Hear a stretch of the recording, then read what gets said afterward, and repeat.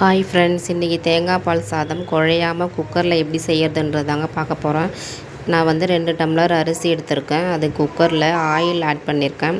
Oil சேர்த்து பட்டை, லவங்கம், பிரிஞ்சி இலை அதெல்லாம் சேர்த்து வதக்கி எடுத்திருக்கேன். அதுக்கப்புறம் 2 பெரிய சைஸ் வெங்காயம் கட் பண்ணி எடுத்திருக்கேன் நீல வாக்கில், அதையும் சேர்த்துக்கலாம்.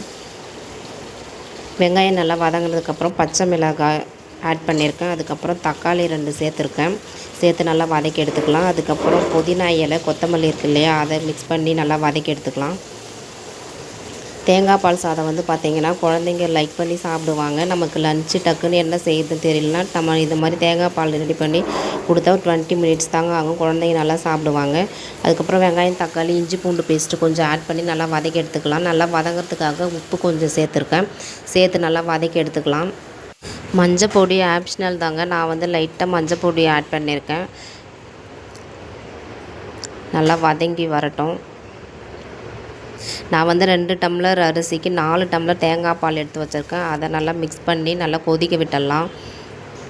நல்லா கொதித்ததுக்கப்புறமா நம்ம அலசி வச்சுருக்க அரிசியும் அதில் சேர்த்து நல்லா குக்கர் போட்டு மூடி விட்டுடலாம். அது வந்து 2 விசில் தாங்க விடணும். நமக்கு பலன்னு 2 விசில்லே நமக்கு குழையாமல் சாதம் ரெடி ஆகிடும். இந்தமாரி செஞ்சு கொடுங்க, குழந்தைங்க லைக் பண்ணி சாப்பிடுவாங்க. நமக்கு சுவையான தேங்காய் பால் சாதம் ரெடி. இங்கே பாருங்கள், குழையாமல் நமக்கு வந்திருக்கு. அடியில் தீ பிடிக்கல, குழையில நல்லா சூப்பராக வந்திருக்கு. நீங்களும் உங்கள் வீட்டில் ட்ரை பண்ணி பாருங்கள். பாய்.